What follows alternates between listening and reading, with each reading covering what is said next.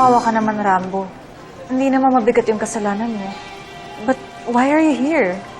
May nadali po yung paghuli sa akin. Hindi po ako dumaan ng tao, Professor. Mali po ang kaso ang pinintang sa kuya ko. Itinago lang naman po namin yung totoong edad niya eh. Pero kung ituring niyo po siya para po siyang masamang kriminal. Sino bang mga nagsampa ng kaso sa inyo? Sige na, dalhin nyo na yan para malaman natin kung anong kaso pwedeng isampa sa kanila! Uy! Ako nagkamali. Akong parusahan niyo, wag sila.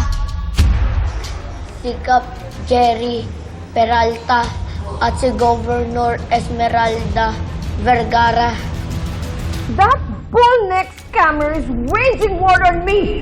Nananadya talaga tong abnormal na to eh! Tita Gob, anong gagawin natin? Lahat ng pinaghirapan natin para makarating dito. Posibleng mabaliwala dahil sa live interview na yan.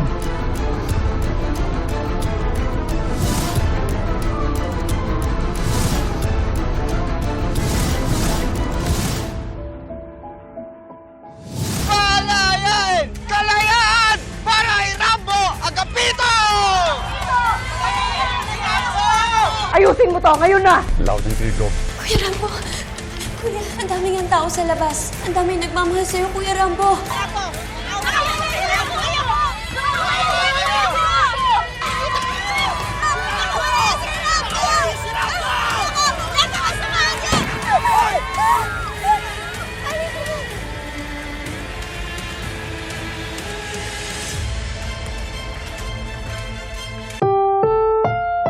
Ang susunod na programa ay rated PG.